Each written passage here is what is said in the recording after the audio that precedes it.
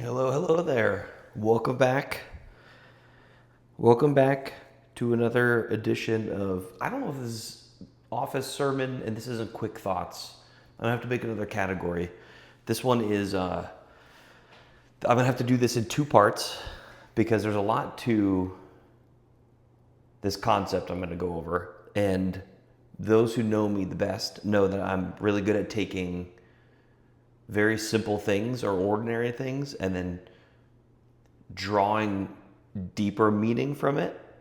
A lot of you may have gotten yourself stuck in a conversation with yours truly in the past that you wish you weren't part of because I took something that was so simple and started going over the life meaning of said thing. But hey, check it out. Oh, look at this. I don't know if I look like a doctor or a pirate or something. I don't know. So today, the object I'm choosing to extract more meaning out of is this. This is a Jawbreaker. 3.5 inches, 4 inches, 3.5 inches of, well, lots of things we'll kind of go over today. The bandana is simply because we are still living like we're camping. So we're still sleeping on air mattresses, and we don't have any furniture besides air mattresses and camping chairs and this desk, of course. So the only two things that were in the cup holders of this camping chair was this Jawbreaker and this bandana. So I think it was just calling me a little bit. And it makes me feel young at heart. I don't know why. It makes me go back to when I was a kid. And I didn't really wear bandanas a lot when I was a kid, but I feel like when I found one, I put it on. I just felt like I had to. Like, I don't know if it just symbolized something. I'm not entirely sure. But this is what we're talking about today. This Jawbreaker.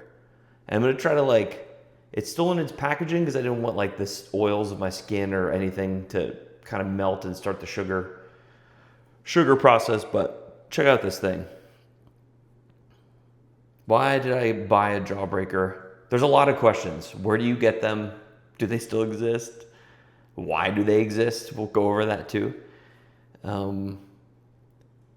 It's just Amazon. Amazon has a version of a Jawbreaker, I guess. Just, again, as a guy who has an Amazon business, I don't know who's buying this, but there are people buying them. So I wanted to go through this because, and this is going to be in several parts. This is part one of the Jawbreaker, we'll call it, the Jawbreaker series. Maybe it'll be 2 parts, maybe it'll be 3 parts, I'm not sure. But I'm kind of obsessed with this symbol, this object as a symbol. And largely because of what I've been through, the growth that I've experienced and obstacles that I had to overcome and lots of stuff. But it just, when I do devotions and I dive into the word, and this will at some point get biblical. I think for this part one, I'm just going to start from taking it out. I already unboxed it. It was just in a bag, a bubble wrap. And let's just start there. When I find myself doing devotions throughout the week and spending time in the Word and meditating on those things and things that I've learned, the ways in which I can get better, I think of analogies. I'm a big analogy guy. And not because it's in the Word itself, but just because it helps me understand, it helps me conceptualize words and books that were written, thousands of years ago in a different context. Right? If those books were written now, it would be written a very different way with different words, right? So a lot of times to help me bridge that gap in understanding or gap in language barrier, right? I don't know Hebrew, I don't know Greek. Analogies help me. So I come up with analogies. So Jawbreaker was one of them. And there's a lot of different reasons as to why this analogy keeps popping up in my head this week. But part one is let's just look at this thing. And I think it's important to just start there because a lot of things A lot of things in life, and that we'll talk in parts after this, part 2, or if there's a part 3. A lot of things in life require us to just stop, to just slow down, to take a breath, hold your words for just a second, right? So it's in James. I think it's in James. Quick to listen, slow to speak, right? To be a lot of situations and people and things of this world require us to be slower, be stronger, be clearer, put more thought into something, be more observant first. Okay? So I think this part 1 is vital. And this is how and this is for my kids, right? Jawbreaker part 1. This is probably my favorite way to slow down when things are happening, okay? And to gain a bigger understanding. So the first thing I like to do is, since this is top of mind, let's get one. And I did put on some worship music earlier, and I just held it. And the first thing I do is just like, what does it look like? What does it feel like? Let's get some adjectives down. Let's describe it, right? And actually, I'll show you my journal.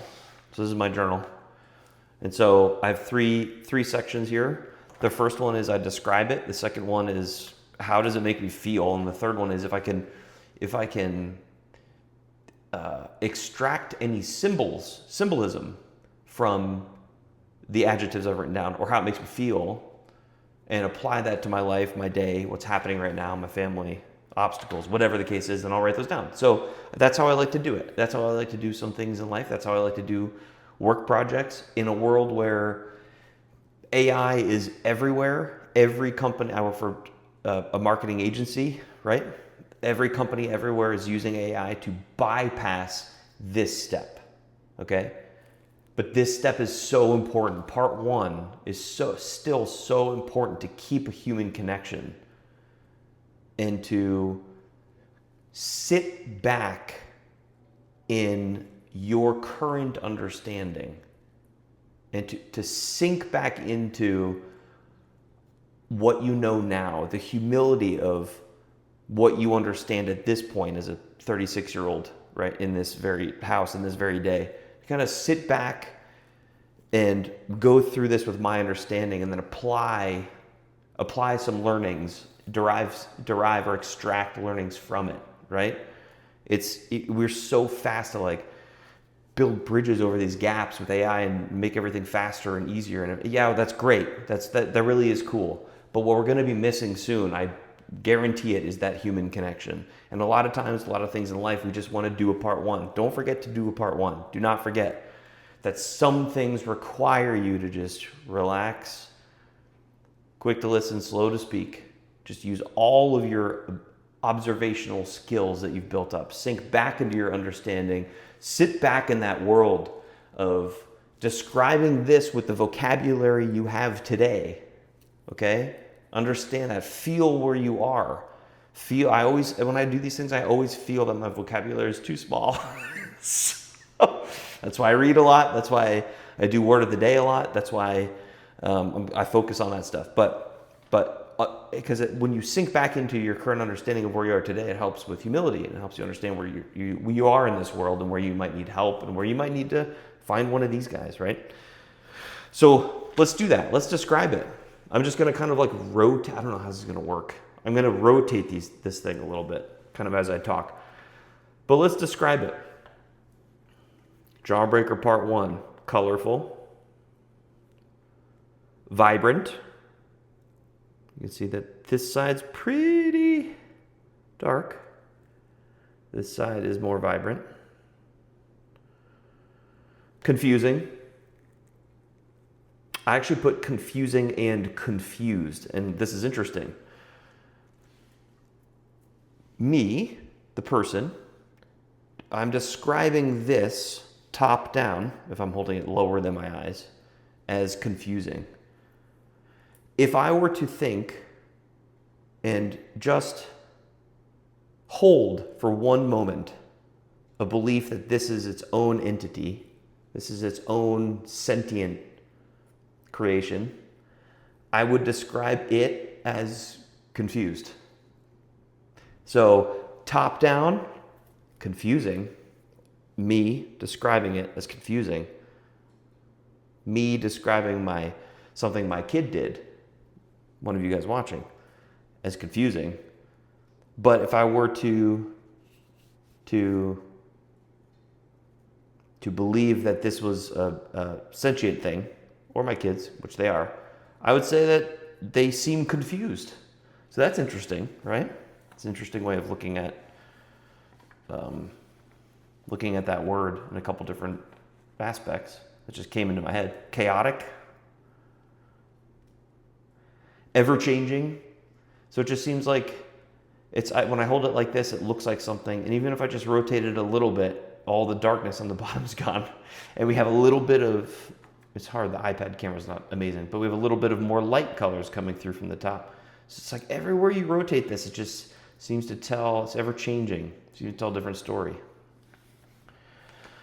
Untamed, that's a good one. Untamed came to mind. The colors, right? So like we can look up how they're produced. We can look up how Jawbreakers are made. We look up the different steps. We could probably guess together if we're sitting in a room. But for the most part, stuff was applied, colors were applied, and they went where they went. They went where they wanted to go, right? So untamed. Mysterious, right? How much green did they use, and why did it all sink to this? Was this the bottom when they were spraying the color on? Do they spray it? Do they drop it on? Right? Mysterious. What do the colors taste like? Is green apple? Is red cherry? What's white? What's the white color? Unending. Seems like you can't figure it out. It just seems like it goes on forever. See, if it would seem as if I can judge a book by its cover, it's going to feel unending as I get down to the middle, right? Smooth, right? Simple words here, right? Smooth, heavy. This thing's heavy. It's 3.5 inches. Massive. It's massive. It's heavy. It's unique. They're all going to be different. None of these are going to be the same ever, I'm assuming, with how they're made. It seems dark and light at the same time. Contrast might be a good way to sum it up. That might be a good word. And jumbled. It's jumbled. What are we doing? What are we doing? What's the pattern? I don't understand, right? Because those are the words I wrote down to describe it. How does it make me feel? I like to kind of go down that path. It makes me feel overwhelmed with all these colors. Honestly, I got to find something to put this thing on. We could stack some Bibles. Nope, that doesn't work. How many Bibles does it take to prop the Jawbreaker up high enough for the audience to see? Oh man. Oh, now is it going to stay? Okay. This is fun. Oh man, I love this. Okay. So how does it, now it just looks like it. Okay. So how does it make me feel overwhelmed? Back to that C word, confused. It makes me feel confused, right? Like, what am I looking at? I have so many questions. Like, what is it, right? It makes me feel wanting more or curious.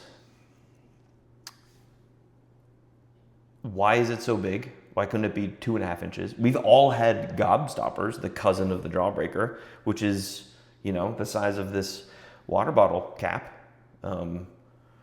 Why is it, right? I have a lot of questions. What does it taste like? What's in there? Curious. It makes me feel like I need to seek a pattern, right? It's like, it makes me feel like I want to see a pattern. Okay, so is there the same amount of every color in here? Does yellow appear just as much as green? Is it in some kind of pattern? Can I look at this and derive that it come to some kind of reasonable conclusion that when it was made, this is the bottom. So all the colors kind of sunk. Maybe they splash color on it somehow, applied it in some mechanical, chaotic way, and then this is the bottom, right? I don't know. I'm looking for patterns on how it was made, what I can learn from it. I wonder what's in there. There's wonder in terms of the unknown. Solution seeking, I wrote down, but this is what I was trying to get to. So seeking a solution, essentially what problem, this is a product, what problem does the product solve? Who is this for? Obviously, if it's selling on Amazon and they do have a good amount of sales in there on this thing, somebody's buying it. Is it a bunch of me's who are making a video in a bandana in their house late at night after their kids are asleep because they can't sleep? Maybe it's for just us guys who are doing that type of stuff. Or maybe it's for people who love to eat them because they like the taste. Like, what problem does it solve? Like, I need to find out what the solution is. I need to just like sit there and think. Like, it's making me feel like I have to figure it out. Like I'm not saying I'm the best at math, but math was my favorite in high school because it always had a solution. Every problem, even if the solution was 0, or even if the solution was there is no answer, that is still the solution, okay? There are some math problems, there are some algebraic equations that don't have an answer, but that's still the answer, okay? So that's why I liked math. So I immediately go to what the solution is. Plan formulating, like, what am I gonna do? Okay, here's this thing. What's my plan? Right? Smash it. We'll get into that later. Hold it and lick it in one spot. What do I do when I'm like done for the day? Just like I'm done licking for the day. Just put it in water and just rub it around and try to see what's under the top coat or whatever. What's my plan?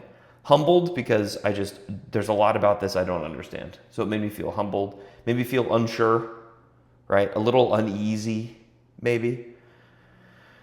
And this is a very interesting one.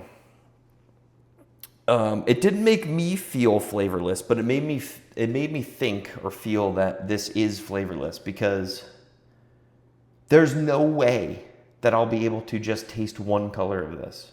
So if the green is green apple, the red is cherry, right? There's green and red right next to each other. There's a little white in between. There is no possible way that I can imagine where I can just taste the cherry because my tongue is going to get some of the green and some of the white, and there's a little bit of yellow in here. So if there's a lot of flavors and a chaotic pattern that just doesn't seem to make sense or solve a problem, does it really taste like anything at all besides sugar? Like, would you just like this and say, oh, it's sweet, right? If we have a lot of things, a lot of characteristics, skills, and blessings in our life that are vibrant on their own and provide some type of beauty on their own, but they're disconnected, they're not aligned together, and largely we haven't defined them. Who are we then? How do we understand how we react in situations, how we get better as people? How do we describe ourselves to somebody else? How do we describe ourselves to God? How does God describe us to us, right? When you have all of these blessings and characteristics and skills that are beautiful on their own, but they're disconnected. Is there really a flavor to you? Do you have a flavor? Do you have a persona, an identity is a better word? So I thought that was interesting. That's the last and how it makes me feel. Now, going on to symbols, let's think about like symbolically what it makes me think of when I look at this thing. So you could probably separate these out. All of these I've done so far in positive and negative, in a positive and negative hue, let's just say. I wasn't positive or negative when writing them down, but it's just got a little hue of one or the other, so you can see how my brain is now starting to break this thing down, right? So first, I think what's in the middle. Obviously, what is the whole thing? Like that goes back to wonder. How does it make me feel? It makes me full of wonder. It makes me curious, right? In the middle could symbolize a desire that I have. It could, our house is unfinished. It could, in the middle of this, could symbolize, because of the amount of work it seems to take, based on our adjectives, that there could be a desire in there. I want my house to be finished. I want my kids to be healthy. It could symbolize, the middle can symbolize ambition, okay? Driving towards something bigger than myself. It could symbolize a blessing, or it could symbolize a divine gift. Like, what's in the middle of this thing? It could be, the negative side of it, obviously, it could be something not useful, but you'll see in further parts that what we're getting at is that obstacles often stand in the way of a blessing or a divine gift or a desire or an ambition. And a lot of us stop, right, before we get to the center.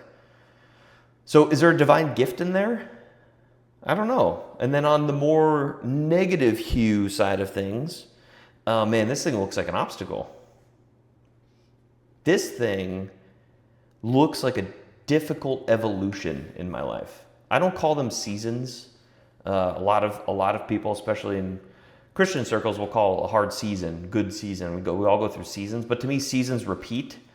And I'd like to think of it as an evolution, because every time you go through an evolution, it's unique in its own way, and it has its own boss that you have to beat and overcome, an obstacle that you have to overcome to get to the next evolution. So anyway, I don't like to say seasons because they repeat. And if you're repeating the same problems in your life with the same people and the same feelings, that is your cue, by the way. That is God trying to illuminate to you that you need to change something. You can't be fighting the same boss for 40 years, okay? If that problem keeps coming up, there's a reason it's coming up, and God wants you to overcome the obstacle, not succumb to it and then be at the mercy of its grip and give your power to it, okay?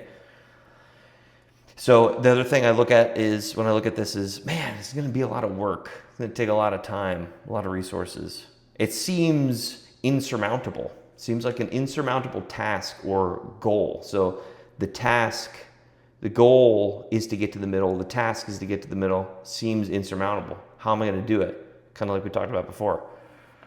It reminds me of a messy life when I was holding it. It's just like, man, our lives can look this chaotic and this messy. And I wrote in parentheses, perception. Your perception of your own life looks like this. But on the outside, right? This cover, this layer, this outer layer. So you think it's messy. But I believe that God is dropping these in your hand. Maybe you have, by the way, I think I have like 10 or 12 of these on my desk right now. Not for real, but spiritually, right? I think I have a bunch of these. And I think he just plops it in your hand. And to you, it looks messy. But to him, he's like, dude, this is the beauty. The obstacle is the way. That's why I love James, reading James so much, talking about the obstacle is the way. So to us, our perception is that it's a messy problem. But what if our perception is just jacked up because of this earth, because of the earthly things that have just changed our perception of things, changed how we look at things and how we communicate with our environment. And this came up a lot during this analogy in our Devo time and just being with friends, that camping. Nobody goes camping anymore, right? Like everything's inside in these like LED lights, right? Fluorescent lighting inside. We don't go outside anymore. We don't just like try to be bored anymore. We always have to have screens and earthly things, and that's screwing with our algorithm, right? So kind of like we talked about in previous videos. So we think it's messy, but God's like, that's a beautiful jawbreaker, brother. You better believe that thing is a beauty, and it's holding some blessings for you. Now I want you to focus on doing the work to get to the middle. And then the other thing it makes me feel kind of with the negative hue still is unnecessary. Like, a lot of things like this come up in business, and a lot of things come, and that could be with your work, with your own business, with kids, I guess with any relationship. It's like, this falls in your hand, you're like, hey man, that's cool, awesome. I do understand the concept of this, and I do believe you that there may or may not be a blessing in here. But is it necessary? Do I need to focus on this one, or should I focus on these 6 others that you put on my desk already? Because these things are starting to pile up, right? So it seems, when I look at it, it seems to symbolize, be a symbol of something that might be unnecessary. In that case, if God drops a Jawbreaker in your hand, it's not unnecessary. That is something that you will have to find and pressure test through the fundamentals of faith, right? So prayer, communion, confession, repentance, church, community. Those actions, the cross, taking up your cross every day, those actions are going to help you find the Jawbreakers and will help you ask if this is something that you need to do. That's up to you and Jesus. That has got nothing to do with me or anybody else telling you that something is or is not worth it.